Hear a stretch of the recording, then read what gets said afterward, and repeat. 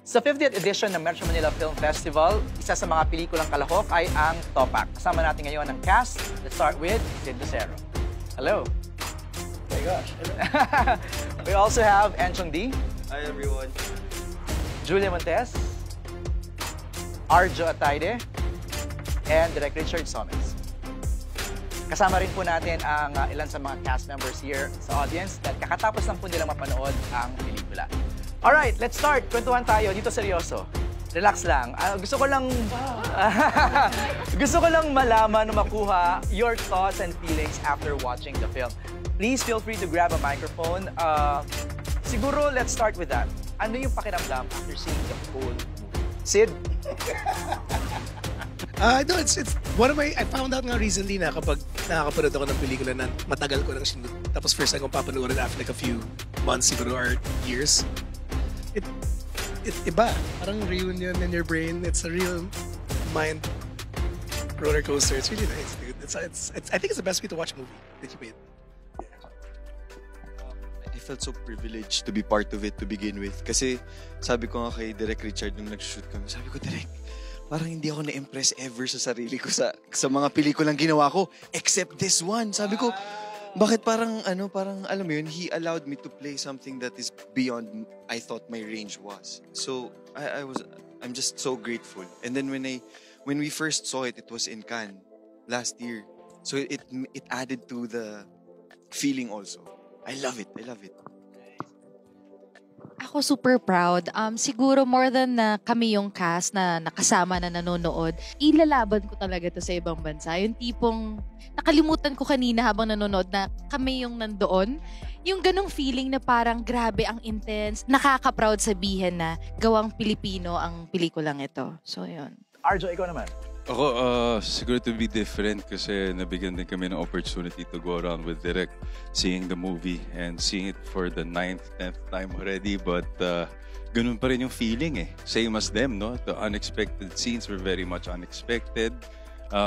Yung pag-enjoy ko for the first time still feels the same, in the bias aside. And of course, it's much more special today given that ang tagal din ng buong cast nag-intay na mapanood to First over a lahat. year. Oh, yeah, Whoa! First time lahat. So we're very much, excited. I was so excited for today na makita ng lahat what we all worked hard. Okay. Mamaya, papakinggan natin yung reaction ng cast members doon sa pelikula. But I wanna go to you, Direk Richard. Siguro, himayin natin to, no? Paano ba nagsimula ang kwento ng Topak? Is this inspired by true events? Well, it all started way back pandemic. So, I had my own series and episodes of really mental struggle. Of course, lahat naman tayo during those times. And I was bombarded by the news every day. The war and the COVID and all. So it's really felt na it's bleak. Diba yung parang hindi ko na alam kung what's happening.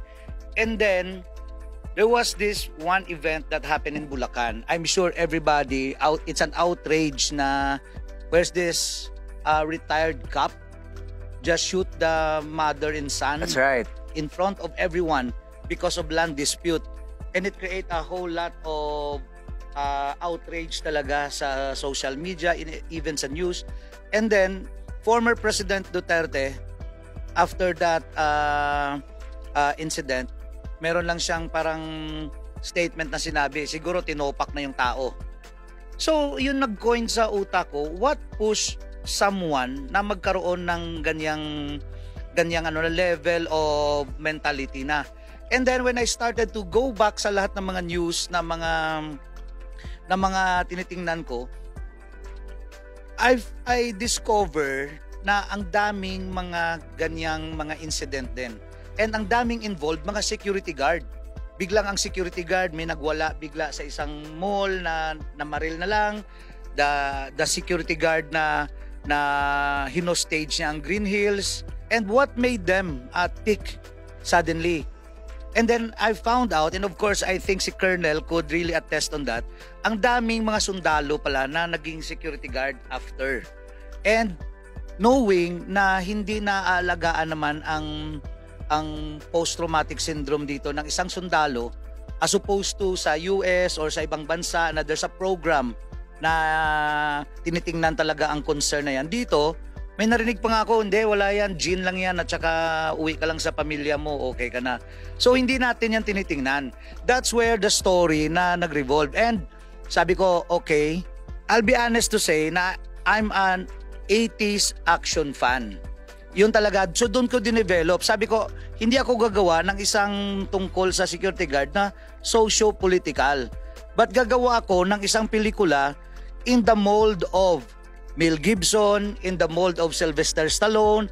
Nung 80s talaga na you have this ordinary guy like John Rambo who just wants to redeem himself. And then an event that really changed and challenged his life. And then all hell break loose kaagad. So sabi ko, this is an exciting na story. A woman in distress and what will happen if he ends up to somebody na May ganung condition. may ganung condition and how they will going to connect to each other and how they will going to work around with each other in order to survive. So I think sabi ko, okay, this is the jumping board. And then yun, that's it. The rest is history na kaagad. Alright, ngayong nabuo na yung kwento, yung mga characters naman. Sa mga unang makakapanood ng kwentuhang ito, papakilala lang natin yung mga characters ng Topak. Arjo, ano ba yung role mo dito? Ako si Miguel, definitely my character as is the one going through yung PTSD. So PTSD means? Post-traumatic syndrome na nakukuha ng mga taong pumupunta sa gera. Normally, katulad nga ng sinabi ni Direk, hindi nabibigyan ng pansin dahil nga dinadaanan lang sa alak. Pero definitely, it is much level of unawareness of people towards mental health. No? And kailangan bigyan ng pansin. Definitely, ito rin yung rason kung bakit napansin din ang kwentong to sa ibang bansa. Sa ibang bansa, aware na aware yung ibang tao and talagang merong mga rehabilitation centers for this sa mga nakapunta ng gera. No? Much respect sa ating mga sundalo. Yun, doon nagre-revolve yung character ni Miguel. Ang mga taong tahimik, yun pa yung mga malalalim yung pinagdaanan. No? And based on life, based on experiences, we all know this for a fact that humanity explains so much in different shapes. No? And this is one of them. So, very much blessed to express this character in this film. So, ikaw yung security guard na Yes, ma'am. kinakwento ni Direk. Yes, ma'am. Okay, so Yes. you're playing that role. Yes. Julia, what's your role?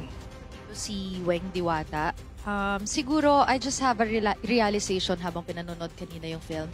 Siguro lahat pala tayo, umaabot tayo sa punto ng buhay natin na hindi natin alam na meron tayong may encounter sa buhay natin na hindi natin akalaing makakaya natin. Pag mahal mo yung isang tao, pag may nangyari na kailangan mo lumaban, hindi mo alam kung hanggang saan yung kakayanin mo. Magugulat ka na lang magagawa mo yung isang bagay na sukdulan para sa isang bagay, para ipagtanggol or protektahan yung taong mahal mo. Ganun ko siguro i-describe yung character ni Weng Diwata. Marami siyang nagawa para sa kapatid niya at para sa pamilya niya. And Jong, your role? Scout Ranger Leon. Siya yung dahilan kung bakit natitrigger yung pagkatopak ni Miguel. And yung sa character ko, nakadepende talaga ako kay Colonel kasi nung ginagawa namin to, syempre, wala. Siya ang nagagabay. Yung nagagabay talaga sa amin. Syempre, ang napapanood natin, yung nalalaman natin is yung news na, 'di ba, pagdating sa mga ganitong incident. So, ang hirap mag-dive in na wala kang background masyado. And then, sobrang swerte namin kasi dun sa production ng Nathan, sinigurado nila na meron talaga kaming guidance ng mga taong involved doon. So, yung pagiging Scout Ranger was guided by Colonel. Alright. Sid, your role, please. I play Romero, and the way I see it, he's cut from the same cloth as Miguel, born from the same kind of violence, but turned out very different. Yung version ni Romero. Kilala na natin yung mga characters, yung kwento nung Topak na ihain mo na. Parang ano siya, talagang hard action talaga siya. Nag-enjoy ba kayo doon sa ginagawa niyong mga eksena? It's a Richard Somes, bro. I know. Julia, lalo ka na. I mean, you've done action in TV, pero first mo to for film, di ba? Masarap yung hindi ka na nakikipagsampalan, nakikipagsapakan ka na. Yun yung masarap sa pakiramdam. Hindi kasi syempre, let's be honest, sa Pilipinas kasi medyo iba ang tingin sa babae. So, ang sarap sa pakiramdam na nagkaroon ng tatak-somes na ganun yung yung lalaban ka. Kasi nga, yun yung sinasabi ko, hindi nyo alam kung ano ang ilalaban mo, lalong-lalo na kapag mahal mo sa buhay yung involved. So, walang gender pagdating sa ganung aspeto. Okay. Arjo, nag-enjoy ka dun sa mga action scenes. I mean, sanay ka na naman, but iba kasi yung nakita namin dito eh. Pagod, grabe yung pagod dito. Alam ni Enchong yan, nagka-extra lang sa ko bigla eh. But, oo, alam niya. Because, wait, balita ako, may isang eksena pa na parang natotoo. parang part kasi yun eh. But anyways, kasi it's something that we shake off for sure. But definitely yung blood was something new to me because it's also my first time working with Direk Richard. Kaya sobrang kakaiba experience. Yung, alam mo, yung director mo na sobrang passionate nandun sa set, di ba, tagabuhos ng dugo sa'yo. So, alam mong, it's very hardcore and we're very blessed not to have this experience with Direk Richard. Kasi nga, sabi ko nga, I've been doing action for how many years, but to each his own. Laging merong bagong experience kada director. So, yun. Ano bang style ang pinasok mo dito, Direk, sa Topak? Number one, aminado ako sa sarili ko kasi na we cannot compete with a high budget and with a highly skilled and trained na mga action films sa Asia. Most especially Hong Kong or even Thailand or Malaysia. What we have as Filipinos is the grit and the attitude. Oh my God, tumatayo Blabo kasi baka ko na, yun lang ang promise ko sa kanila. We are not known as a martial art country. Yun yung sinabi ko. But we are known as a brawler. We fight. Pinoys fight. Umuupak kahit saan. So doon ko minolde lahat na ang importante dito kung paano nyo i-carry yung attitude nyo. Kasi if you look at sa buong picture, even the smallest role and the biggest role, I always give them moment because that's how I want the audience to see yung attitude at saka yung elemento ng bawat karakter. And I'm very, very thankful na pull off namin lahat yon. And I'm so honored na nakita natin doon sa kanila lahat. From Sid, of course, to Arjo, to Julia, and to Enchong and the rest of the cast. Second nature na yung action eh. I could throw blood every day sa kanila. Okay na yun eh. Pero para ma-pull off ko yung tamang itsura, tamang acting nila, at saka yung tamang attitude nila. According nga kay Martin Scorsese, sabi niya, you must fall in love with your actors to get the best out of them. So I think na-in love talaga ako sa mga artista ko eh. So yun ang pinaka-edge and advantage ng Topak sa ibang pelikula na action. First time mo maka-work silang lahat, Direk? Work with Arjo sa Provinciano. I've worked with Enchong sa TV series. I've worked with Sid sa some TV series also. But it's my first time to work with the ever gracious and powerful Miss Julia Montes. So yun yung it gets me excited. Right. Anong favorite yung action scene na ginawa? I'll go first kasi ang sobrang tumatak sa akin yung experience na ginawa namin ni Joe. Kasi ang hirap kasi, di ba pag umaarte ka nasa harapan, wala kang... And then nakita ko si Arjo lumalakad, umupo siya doon sa likod ng camera. Tinitingnan niya ako. So sabi ko, sandali, mas yung biglang bumigat siya kasi nandun siya sa harapan eh. Kasi yun yung pinapagawa sa akin ni Direk Richard. Sabi niya, kumbaga kahit hindi mo siya nakikita, gusto mong iparamdam sa mata mo na ikaw na bahala sa lahat. Well, ito na to eh. Ang ganda ng proseso. Julia, Arjo, Sid, your favorite scenes? Ang hirap mamili, Ay, ang to be dami, honest. Mahirap mamili. Kasi ako, kahit hindi kasama sa scene, pag pinanonood ko sila, sobrang ma-amaze ka. Yun nga yung sinasabi ko, nakaka-proud yung film. Maging Pilipino, na tayo gumagawa ng ganito. And tama si Direk, hindi man tayo blessed ng well-budget na films lagi sa Pilipinas. Pero ito lalaban. Tapos ang ganda nung connection ng bawat isa. Kasi tulong-tulong eh. Ito yung siguro yung masasabi kong, yes, mahirap. Kasi physically, emotionally, merong hinihingi sa'yo. Pero ito yung film na parang kung pwede ulit-ulitin mo, isushoot mo. Kasi ang saya ng buong team. Pero yung mga ini-instruct sa'yo ni Direk na tatalon... Excite ako eh. Medyo napagalitan nga ako kasi tumalon ako from second floor pababa. Kasi ganun ako ka-excited dun sa feeling na gawin natin. Sige, game. Walang double? Direk, Mike. You need to convince them. So like for example, Julia, sukatin ka lang namin ha, sandali ha. So, inaangat siya ng harness. Okay, sige nga, bagsak niyo si Julia. Okay, kaya. Julia, try lang ha, iangat ka namin. Sandali ha. And then, bagsak niyo nga siya. Mamaya nagulat ka na sa 30 feet yun ha. 30 feet yung tinalon niya ha. And then si Julia habang nakahang, Sabi niya, niloloko niyo ako eh. Kasi sabi ko, i-roll nyo na. So yung talon niya with the chain, may harness yun. Pero siyempre, death-defying pa rin yun, si 30 feet. Tapos sabi niya, hindi na ako susunod sa inyong instruct na yan, ha? Ang dami kong santong tinawag eh. Kasi syempre nag-i-instruct si Direk, di ba, in the zone ka eh. Tapos ang ganda ng music namin. Basta lahat ng set, lahat ng scenes, nakaset yung mood. So, akyat, sige, okay po. Tapos habang tumataas, hindi ako makapagsalita na, tama pa ba to? Bakit parang ang taas-taas ko na? Tapos hindi ako makasalita kasi natitense na ako. Tapos yung kapit ko, hawakan mo lang ako, makikita ko na. Yung talagang hindi ko na ma-explain. Tapos nung ginawa ko, parang ang sarap-sarap sa pakiramdam. And basta, the whole film, pag pinanood nyo, hindi nyo lang mafe-feel yung story lang. Mafe-feel nyo parang kayo yung characters. So, ang sarap nung bigay nung buong pelikulang to. Arjo.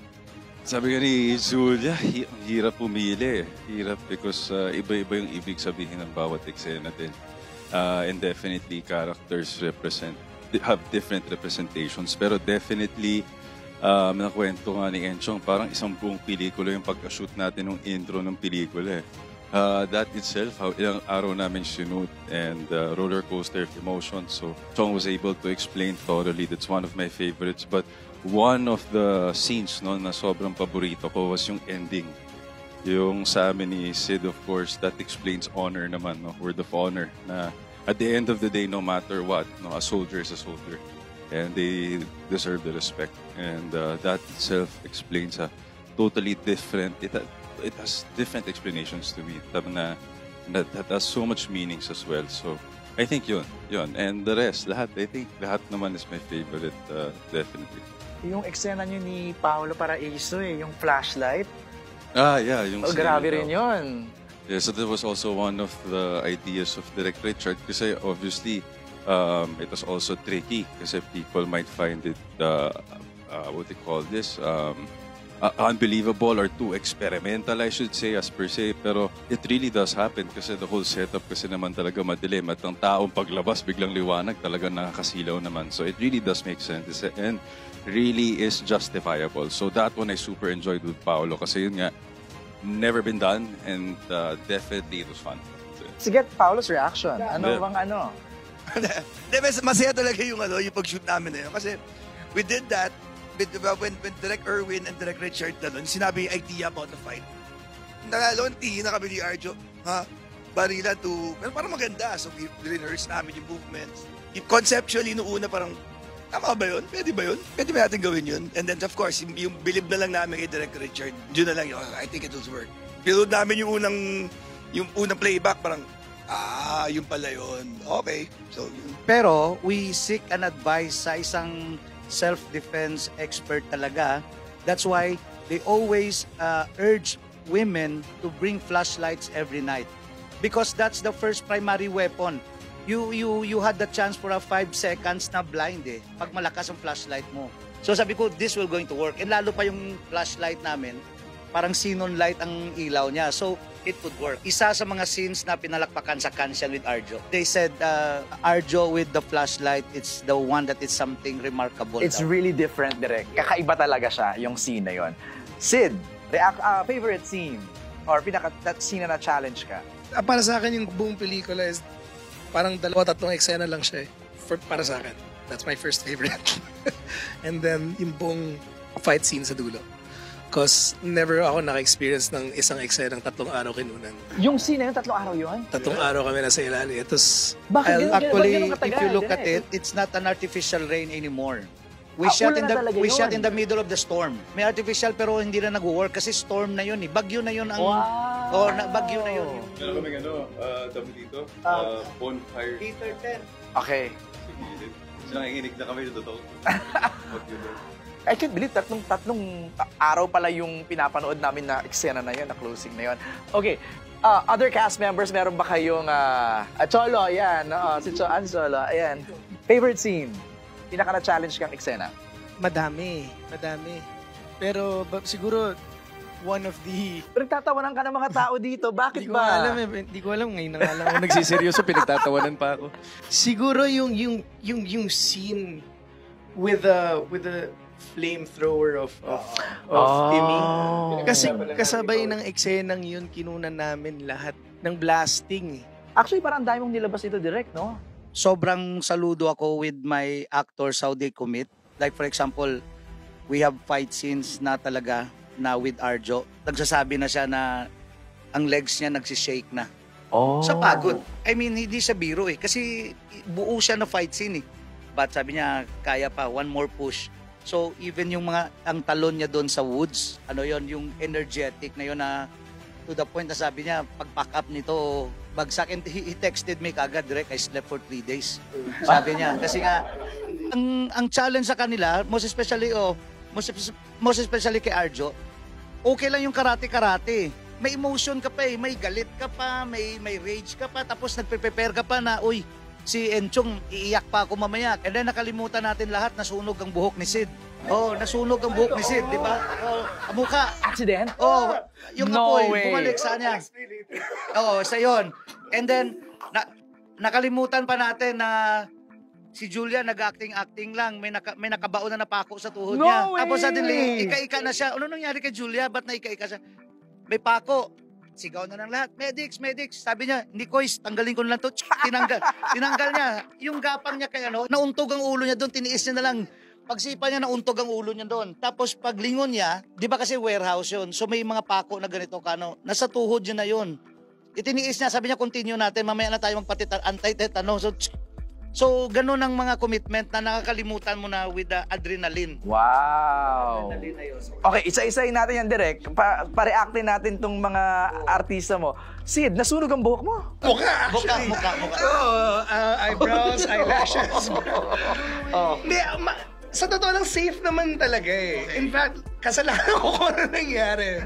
First take, everything was great. As in, ito yung, when we first open fire with, anong pangalan ng character mo? Azarcon. Si Azarcon. Yung first time namin mag-showdown basically.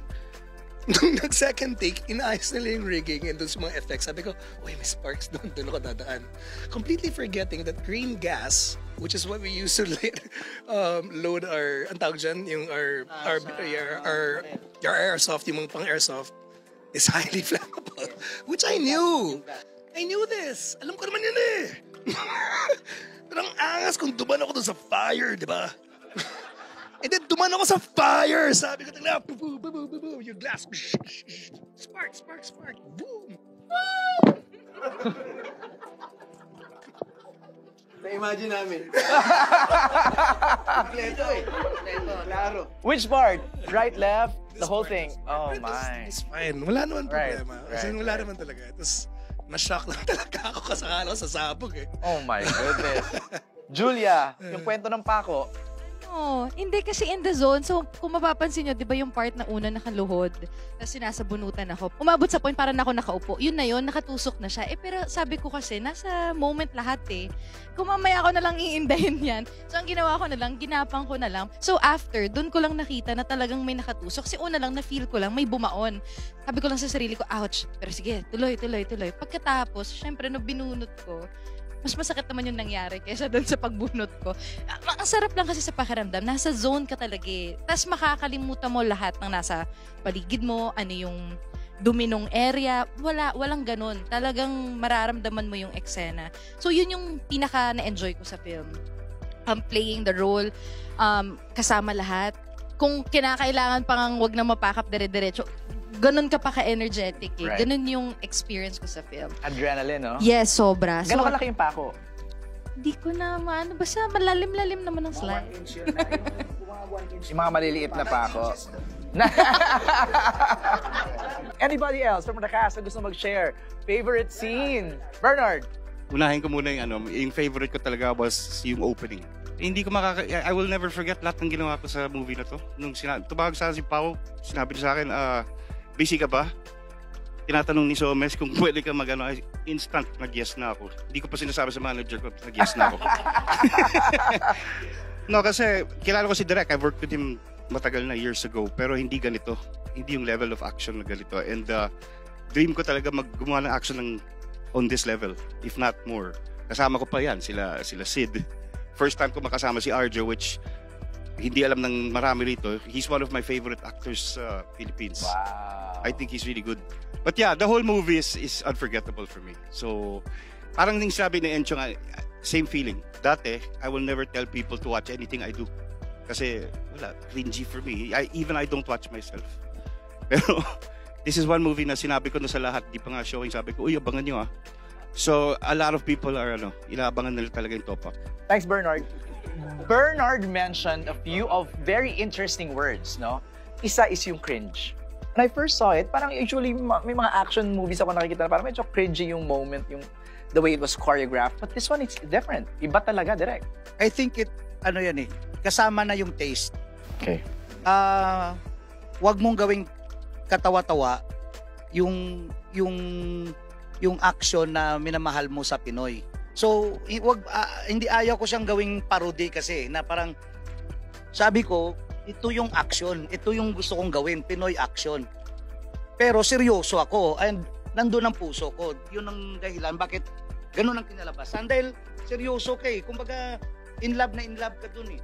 Wala akong pretensyon. Wala akong pretensyon na maging Hollywood.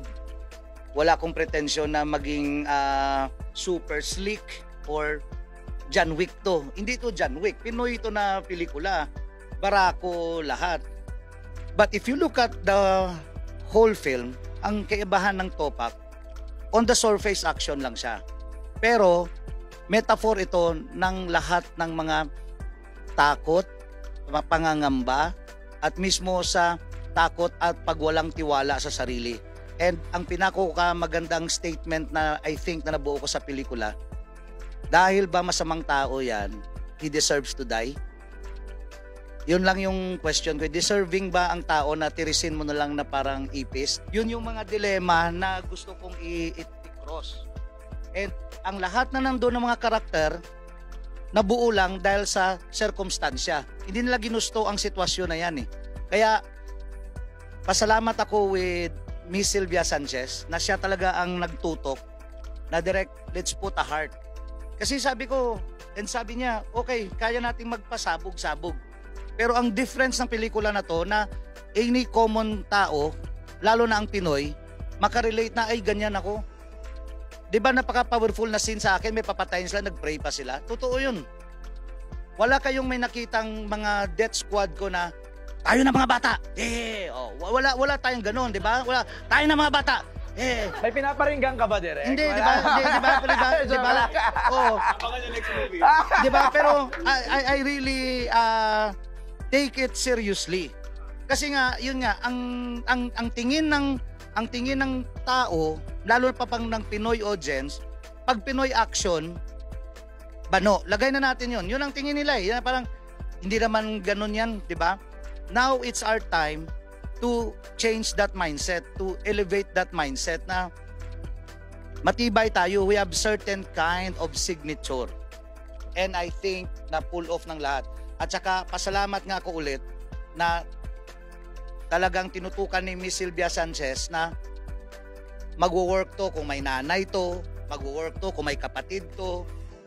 Mga co-writers ko like si Will and Jim, yun na, binuhos na nila doon. Then it makes everything relatable and familiar. I'm sure ang dami pa sa atin gustong itanong, gustong pag-usapan, but aside from the cast members, kasama natin ang Scout Ranger na gumabay sa paggawa ng pelikula. Kung sino man manunod, lalo Filipino, magiging parang personal sa kanya. At the same time, nag-promote siya ng awareness sa tao. We also have with us our psychologist. Mental illness is something that is invisible. It's intangible, but it still exists.